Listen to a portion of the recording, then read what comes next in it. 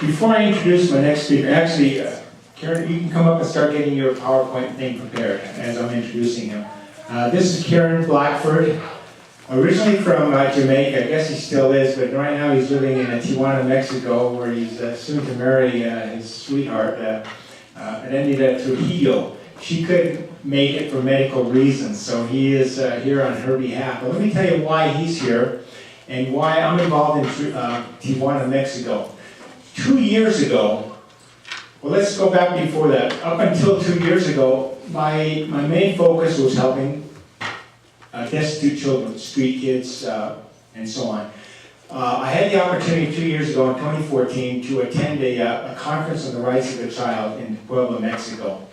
And at that time, if you remember, 2014 was a year that there was a big issue about unaccompanied minors coming into the United States, and they were being held in detention, and controversy about whether they're to be sent back to Honduras or some of these places where they were fleeing war and danger and crime and drugs and so on. And so it was an issue, and I was concerned about it because these are the type of kids I want to be able to do something for. So at this conference, I had the great fortune to meet Dr. Aldeas Trujillo, and she's from Tijuana, and she had spoken a little bit about the crisis of these children trying to get into the United States. So I got to know her there in Puebla, and she invited me to go to Tijuana. So last year I went down to Tijuana for the first time. I actually did a service project down there, and we stayed at her. She runs an orphanage for children.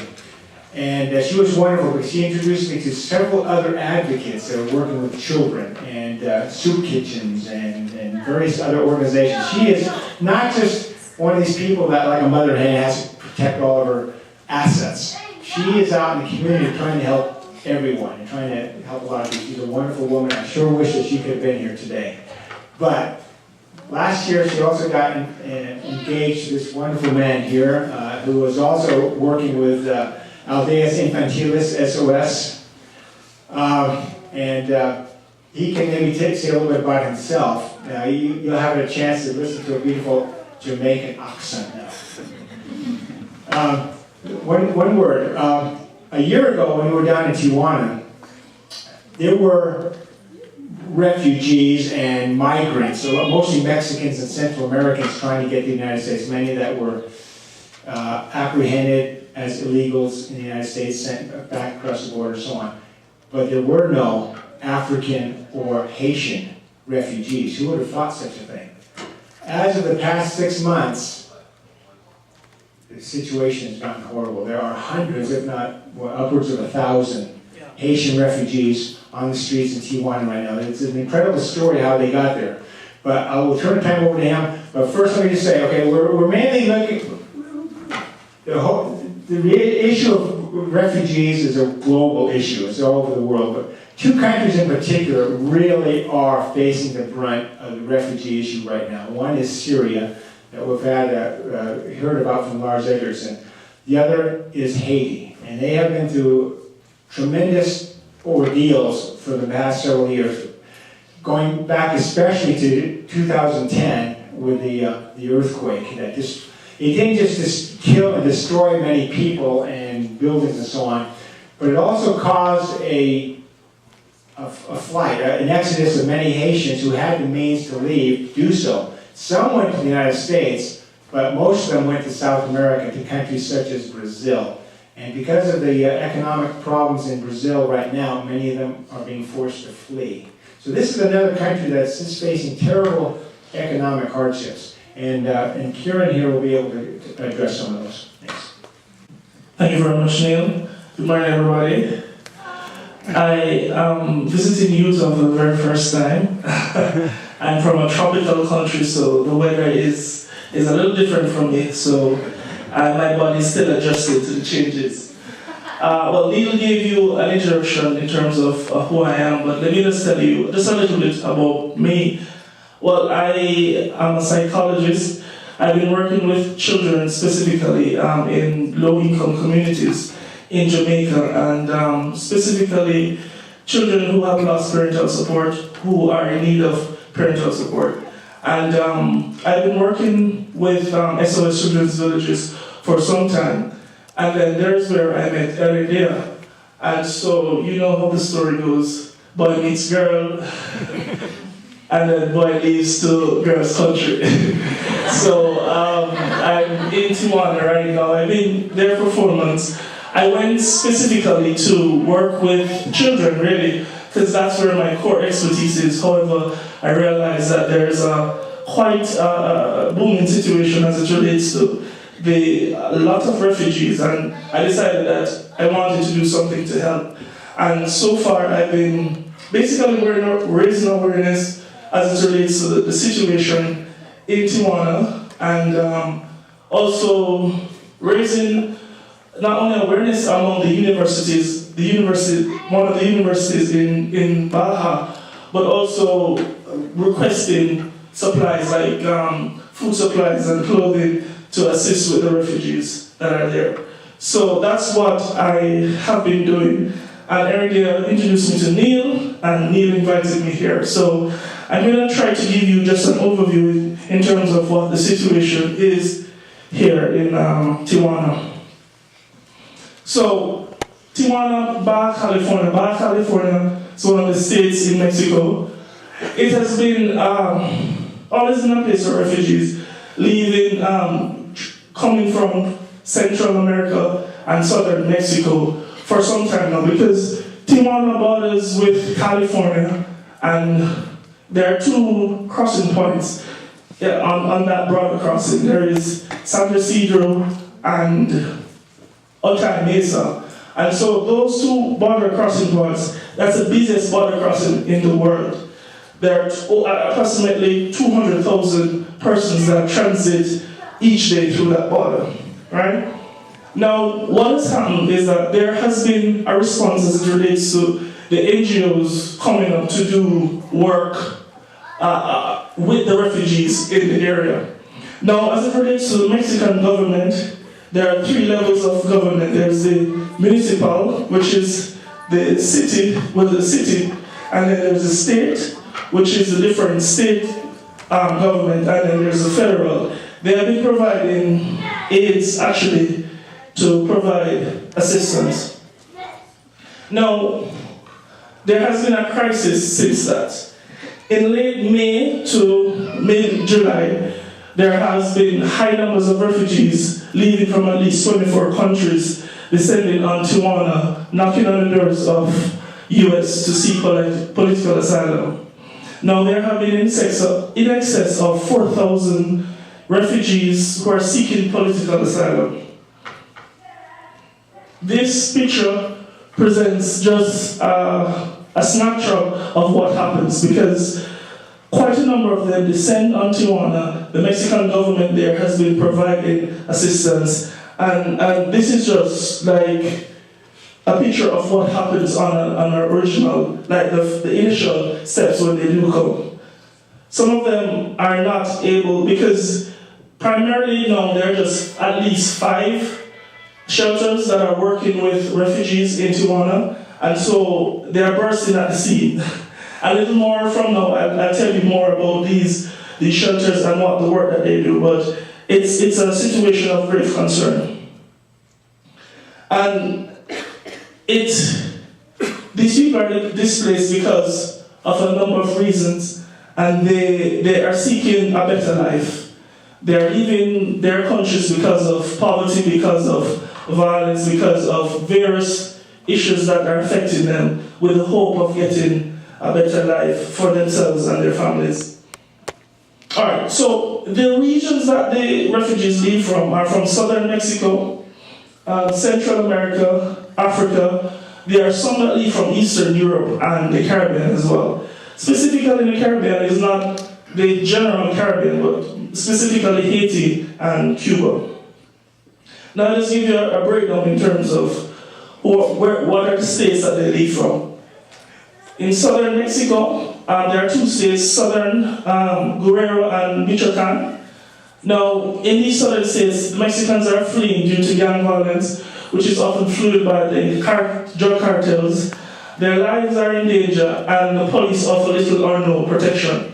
So they have to flee, because if they don't flee, then their lives are at risk. So they flee southern Mexico and travel all the way northern to Tijuana.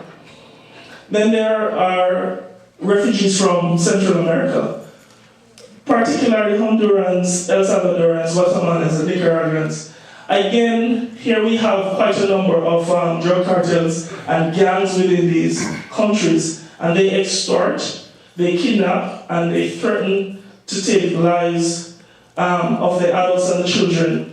And so what happened is that these refugees, the migrants there, they don't receive help from the police, because most times the police has a weak form of protection, and there's a lot of corruption that goes on, so they have to flee.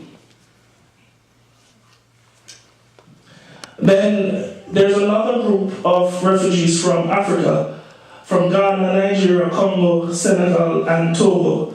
And of course, there's a lot of political instability, there's a lot of wars that are going on in these different countries in Africa, and they're escaping poverty, persecution, discrimination, death threats, and they just want to have a peaceful, happy life.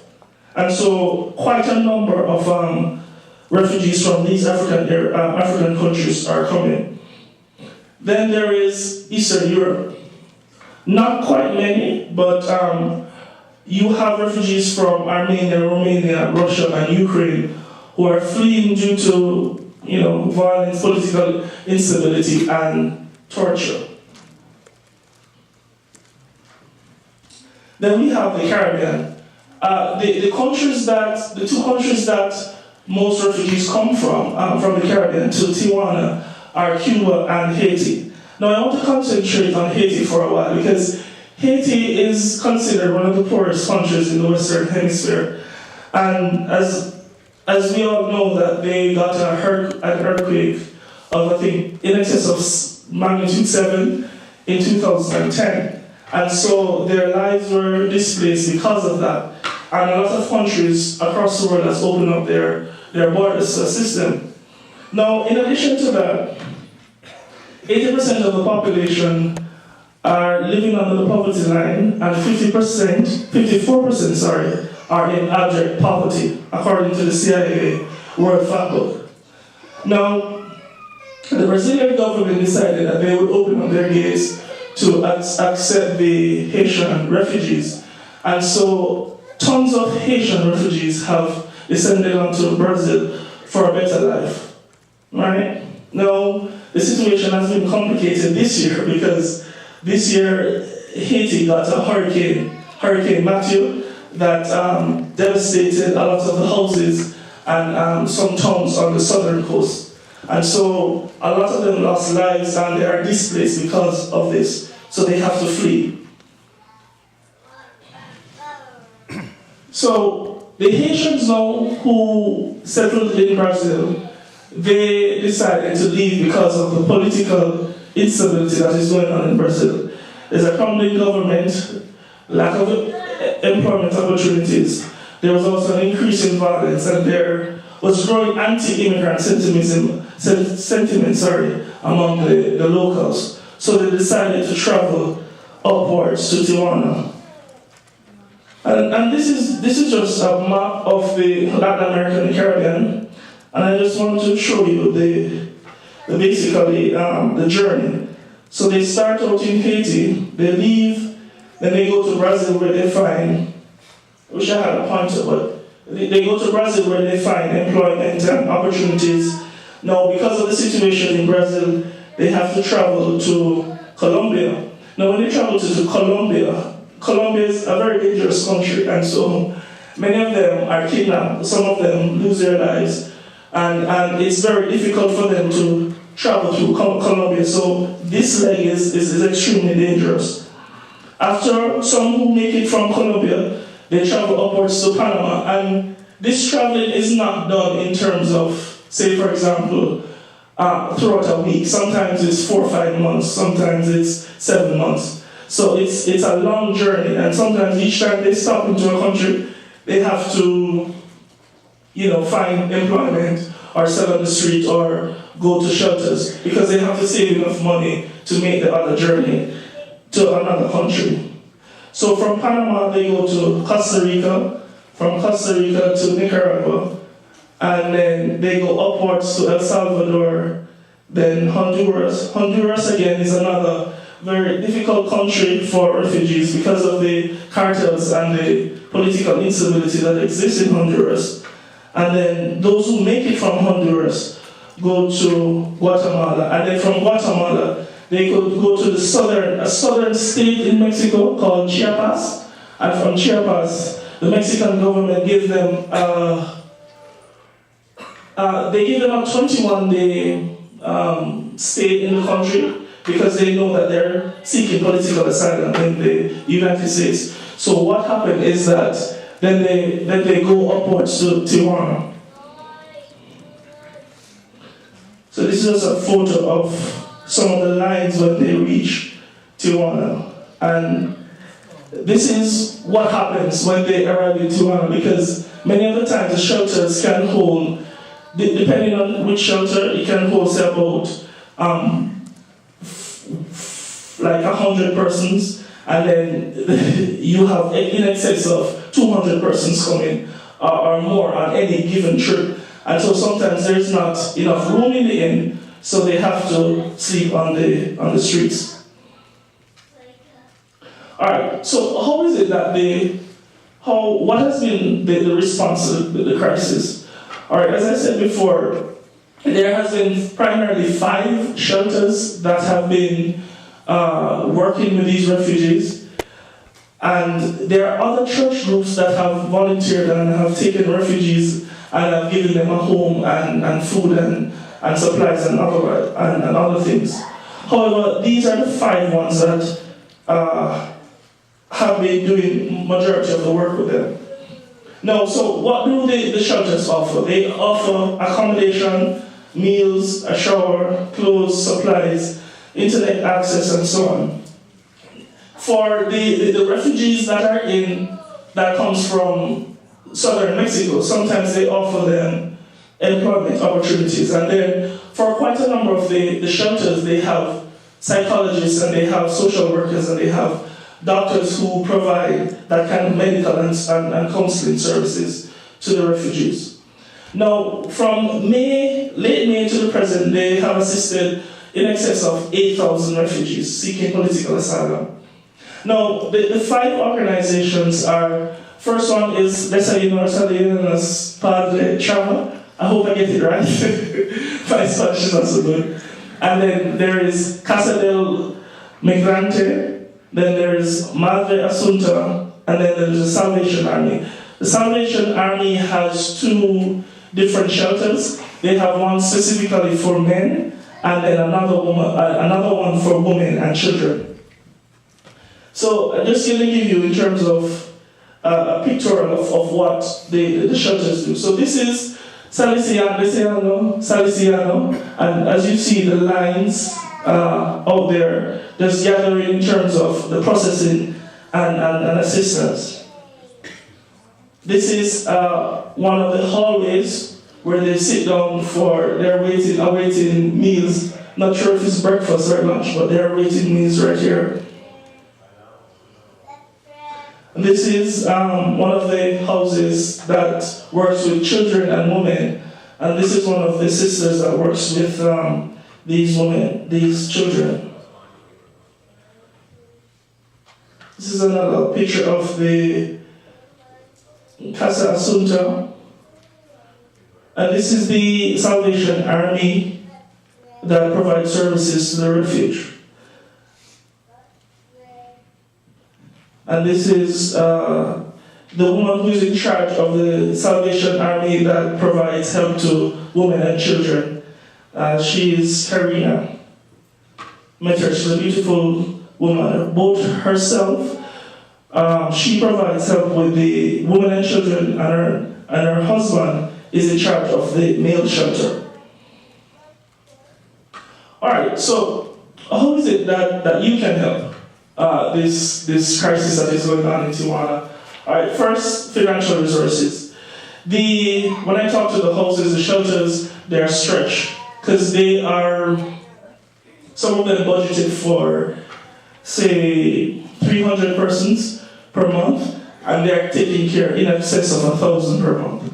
So their budget is stretched, and they really need financial resources to help just restore hope and to help to provide a meal and a warm bed and clothing for these refugees. All of them I talked to, they raise funds just by local donors, and the government provides just a limited amount of help. So wherever they can get the help from, they would gladly appreciate it. They also are in need of human resources. I think some of the staff members are overworked because of the magnitude of the crisis. For example, Kase Asunta, they have a staff of 3, and they work with women and children, and so they are stretched. So they really need more human capital to assist with the project that they are working on. And also there's a need for construction of more shelters, because there is going to be a growing number of, the projection is going to be that more refugees are going to come from Brazil and from other places, enter into Mexico to cross the border. So whatever it is that you can do, I think one speaker, he said in terms of what are your skill sets, or what is the resources that you have, whatever is it that you can donate and contribute, then it will be very beneficial, because the reality is that we live in a world that sometimes is very unpredictable. Today you're here and everything is fine and nice, and then tomorrow there may be a disaster, and you could be that person in the need of help. So what we want you to do, what we want to encourage is that whatever you can do to the cause, we will gladly appreciate that. Okay? Thank you very much for listening.